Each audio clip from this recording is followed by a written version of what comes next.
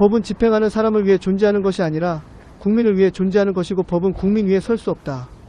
하지만 현재 대한민국은 법 위에 더불어민주당이 있고 그 위에 이재명이 있는 형국이다.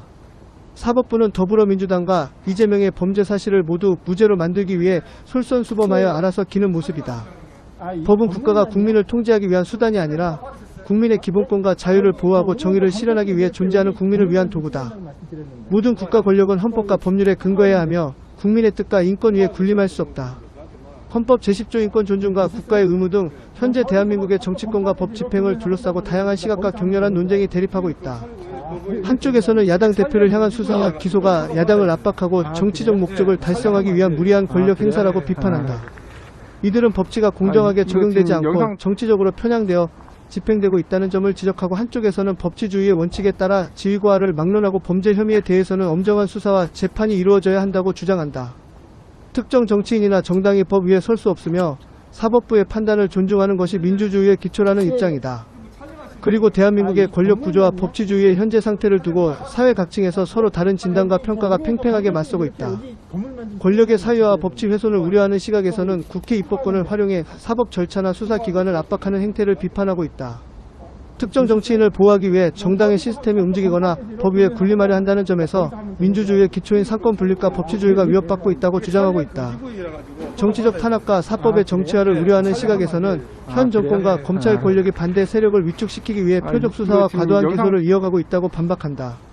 이들은 사법제도가 공정성을 잃고 정치적 수단으로 전락했기 때문에 이에 맞서 국민의 뜻을 대변하는 정당과 정치인을 지키는 것이 정당한 저항이자 민주주의를 수호하는 길이라고 강조하고 있다. 법이 국민 위에 설 수 없는 것은 민주주의와 법치주의의 가장 핵심적인 근간이다. 법은 국민의 자유와 권리를 제한하는 도구가 아니라 권력의 남용으로부터 국민을 보호하기 위해 존재한다. 현재 대한민국 사회에서는 이 원칙이 제대로 실현되고 있는지에 대해 다양한 평가와 치열한 논쟁이 이어지고 있다.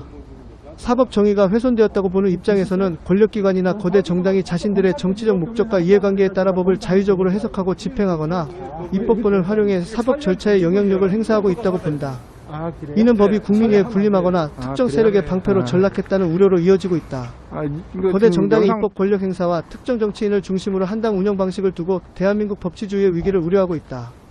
다수 의석을 가진 정당이 사법 수사나 재판 과정에 영향력을 행사하려는 입법을 시도하거나 당의 역량을 특정 개인의 사법 리스크 방어에 집중하는 현상을 지적하고 이는 법의 평등 원칙을 깨뜨리고 정당 정치가 헌법적 가치 위에 군림하는 결과로 이어질 수 있다고 경고하고 있다.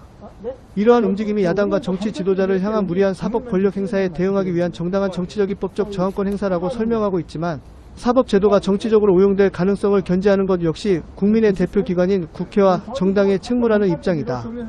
사법부의 판결과 태도를 바라보는 시각은 개개인의 정치적 입장과 신념에 따라 완전히 상반되게 나타나며 이는 한국 사회의 가장 뜨거운 갈등 쟁점 중 하나다. 사법부가 무력화되었거나 편향되었다고 비판하는 입장에서는 거대 정당의 강력한 입법 압박과 권력 지형의 변화 속에서 법원이 독립성을 잃고 눈치를 보고 있다고 지적한다. 이들은 사법부가 주요 재판을 지나치게 지연시키거나 납득하기 어려운 면죄부성 판결을 내려 법치주의의 본령인 공정성과 형평성을 스스로 무너뜨리고 있다는 우려를 제기하고 있다. 사법부의 독립적인 판단으로 존중하는 입장에서는 법원이 정치적 외풍에 흔들리지 않고 오직 헌법과 법률, 객관적 증거에 입각해 엄격한 사법 절차를 진행하고 있다고 반박하고 있다. 이들은 무죄나 유리한 판결 역시 검찰의 무리한 기소에 대한 법리적 심판의 결과일 뿐이며 사법부가 외압에 굴복한 것이 아니라 헌법적 원칙과 양심에 따라 작동하고 있다는 점을 강조하고 있다. 이재명의 공직선거법 위반 재판이 다른 선거법 사건들에 비해 현저히 길어지면서 사법부의 공정성과 독립성을 향한 국민적 불신과 납득하기 어렵다는 비판이 강력하게 제기되고 있다.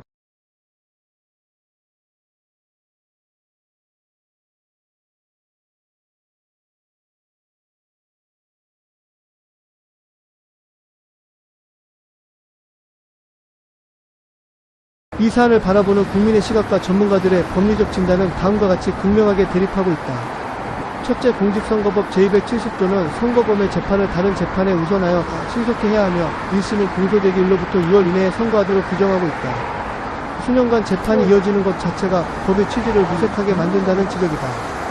둘째, 최고 권력층에 위치한 피고인의 사회적 지위와 입법부의 압박 때문에 사법부가 고의로 판결을 미루거나 눈치를 보며 시간 끌기를 허용해 주었다는 비판이다. 셋째, 일반 국민의 선거법 위반 사건에 비해 과도하게 긴 심리기간은 법 앞에 평등이라는 헌법적 가치를 훼손하며 사법부가 권력 앞에서 알아서 기고 있다는 세간의 부정적 인식을 뒷받침하는 강력한 근거로 제시되고 있다. 넷째, 대장동 및 백현동 개발 의혹 등 복잡한 인허가 과정과 수많은 관계자의 진술이 얽혀 있어 일반적인 선거법 사건처럼 단순한 사실관계 확인만으로 결론을 내리기 어렵다는 사법부 측의 해명이 있다. 다섯째, 피고인 측의 수많은 증인 신청과 서류 검토 요청 등 형사소송법상 보장된 피고인의 방어권을 재판부가 무작정 제한할 수 없다는 절차적 한계를 말하고 있다. 여섯째, 1심 유죄 판결 이후 2심 유죄, 다시 대법원 전원합의체 유죄 취지 파기환송 등 사법부 내에서도 판단이 엇갈릴 만큼 고도의 법리적 다툼이 치열했다는 점이 심리 장기화의 원인으로 꼽기도 한다. 이처럼 선거법 재판의 장기화는 사법 정의의 실현이라는 측면에서 많은 국민에게 큰 실망과 의구심을 안겨주는 요인이 되고 있으며 동시에 한국 사법 제도가 해결해야 할 가장 중대한 과제로 논의되고 있다. 이재명의 공직선거법 위반 사건이 2심 무죄 판결 이후 대법원에 접수되어 유죄 취지 파기환송 결정이 내려지기까지 걸린 기간은 대법원 접수 후 약 34일이다.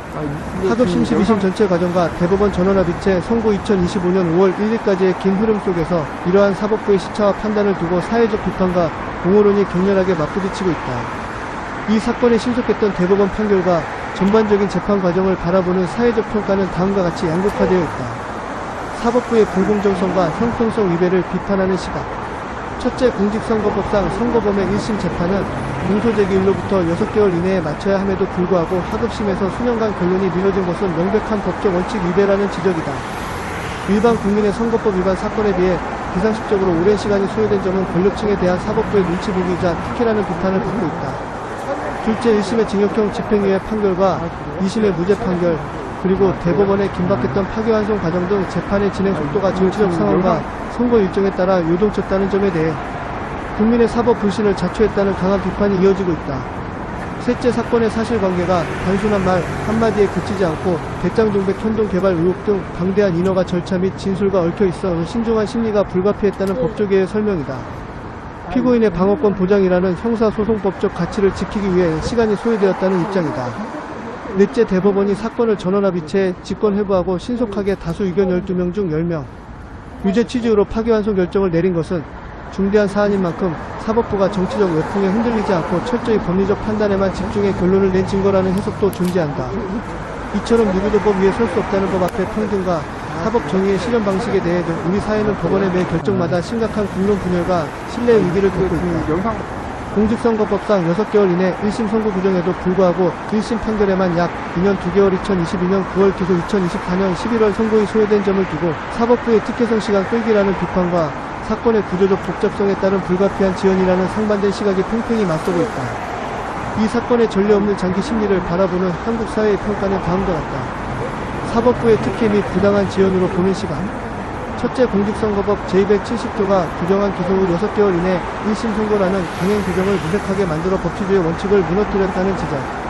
둘째, 피고인이 거대 야당의 대선 후보 및 정당 대표라는 중차대한 사회적 지위를 가졌기에 사법부가 고의로 재판 속도를 늦추며 정치적 부담을 피하려 했다는 비판. 셋째, 일반 국민의 선거법 사건은 신속하게 처리되는 반면 유독 유력 정치인의 재판만 2년 넘게 끌어법 앞에 평등이라는 헌법적 가치를 훼손했다는 국민적 공분이다. 넷째, 단순한 허위사실 유포를 넘어 대장동 및 백현동 개발 사업이라는 초대형 이권 의혹의 사실관계가 배경에 깔려 있어 검토해야 할 수만 페이지의 수사 기록과 증거 분석에 물리적인 시간이 절대적으로 필요했다는 주장. 다섯째, 형사소송법상 보장된 피고인 측의 증인 신문 요청, 서류 검증 등 절차적 권리를 재판부가 임의로 단축하거나 배제할 경우 오히려 부실 재판이나 절차적 위법 논란을 낳을 수 있었다는 해명하고 있다.